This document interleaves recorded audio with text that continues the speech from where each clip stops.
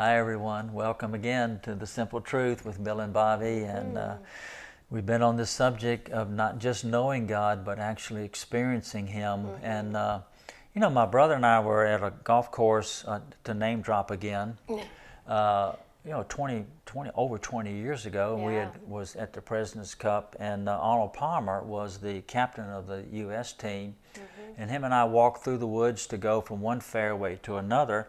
It was just us. We got there and we were waiting for golfers to come through. Well, on the other side of the fairway, this cart came out, and I couldn't really tell who it was, but he was going away from us, and all of a sudden he made a beeline and drove, maybe 100 yards right to us, and I thought maybe we had done something wrong. And the cart pulls up, and Arnold Palmer gets out of that cart, walks over to my brother and I and said, "Hey guys, how are you? Are you all having a good time today?" And we were kind of dumbstruck. Yeah. He shook hands with us, and he said, "Man, thank you all for coming out today. I really appreciate that." And then he left. And of course, I had known Arnold Palmer, I'd known of him, but I had never experienced him. And I'd seen and heard people on TV say he was very gregarious, and he interacted with the gallery, and so I had this persona of what I thought he was like. But this was real because there was no cameras there. Well, I mean, he meets thousands and thousands of people. But I actually got to experience 3 or 4 minutes with him. And that he took the time to come to you. Yeah. It reminded me of what we just read in John 14:23. And Jesus said, "If you will love me, my Father and I will love you, reveal ourselves to you, and we will come and live with you." E.W. Kenyon said, the problem of the rent is taken care of when the Father and the Son live with you in your house. So if someone's struggling with their rent, just start loving Him and knowing Him and experiencing Him, and you'll see some supernatural things happen in your life. Yeah, that's when the supernatural happens, is when we have Him, not only are we abiding with Him, but then He and Father are abiding with us. Yeah, and I've had a lot of experiences in my life, and I've had bad experiences. But those are the things that we remember. I like what someone said one time. I forget now who said it. It says that if we were talking to them or speaking, that they might forget what you said, but they never forget how you made them feel. And have you ever had that friend, and maybe you spent an afternoon with them sitting on a bench and talking and looking at the scenery, or you went for a walk, or you were sitting on your porch and just spending time with them, and there was a closeness and a oneness and a richness, and you haven't forgotten that experience. And so that's what we're talking about. And speaking of experiences, Jesus was invited, and this is in Luke's Gospel, chapter 7, maybe beginning at verse 36. I won't read it, but you can read it later if you would like. But Simon, a Pharisee, had asked Jesus to come and have dinner with him, and so Jesus came.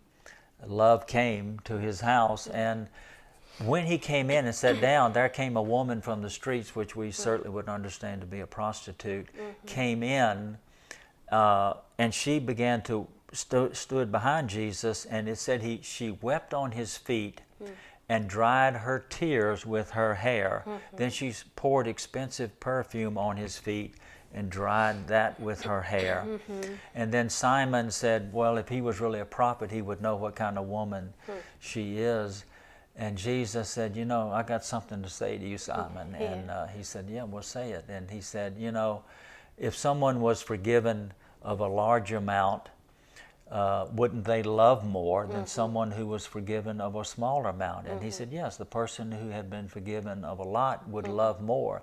And he said, when I came into your house, you didn't wash my feet, you didn't give me any oil for me, you didn't greet me with a kiss, but this woman has come in and has ceased not to wash my feet with her tears, gave me perfume, and has loved me.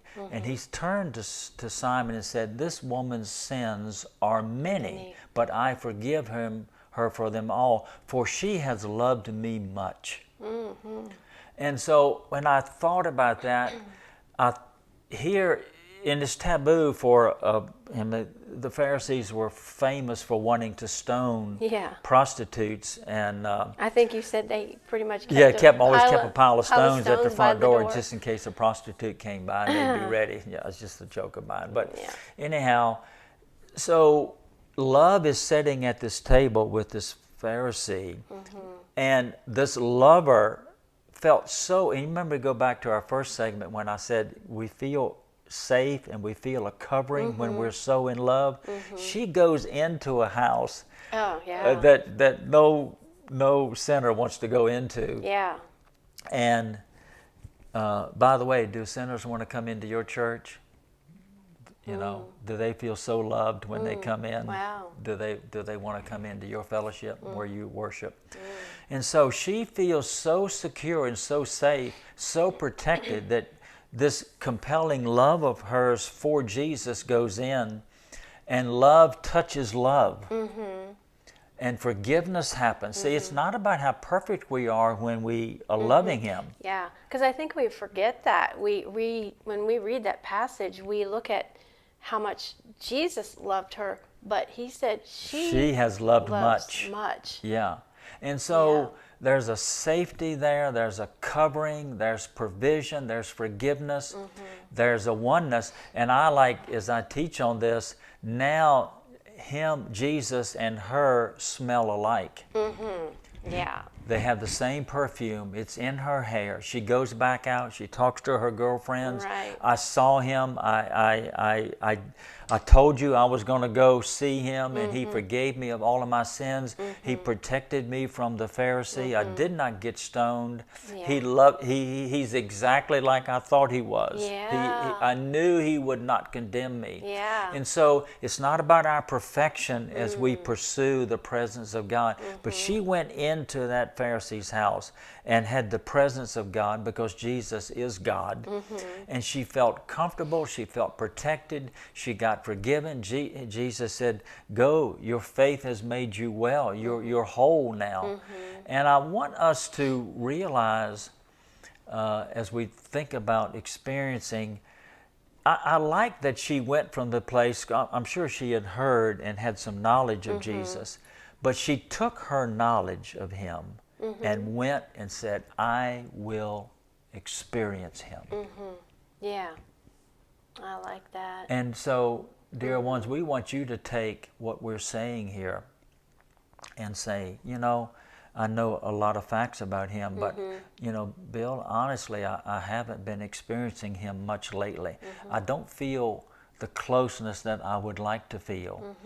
And many of us go through times like that, and I have those times myself. But I know when I feel that, that's exactly what I say to Him. Gosh, I don't feel very close to you, Father.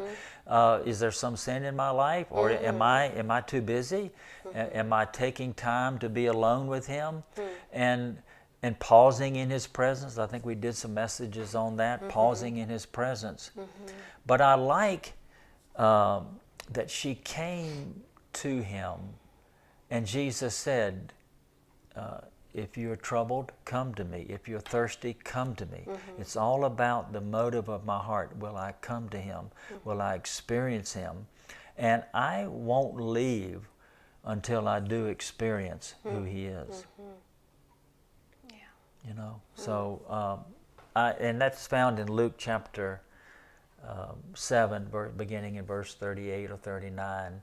And I want, in this next segment, as we close this one, we're going to talk about, in this next segment, time. The Greek in our New Testament, where the word time is mentioned, it's either kairos or chronos. And in order to have a love affair with Him, or to have a relationship with Him that touches your life and transforms your life, I have to live in the moment. And that is kairos, is living in that now, that present moment. And that's what we'll get into next. That'll be good. All right, well, thank you all for watching, and we Yeah. love you guys, and we appreciate you viewing. Yeah, what we we're do. Very, saying. very much. Amen. We'll see you next time. Okay. Bye. All right. Bye.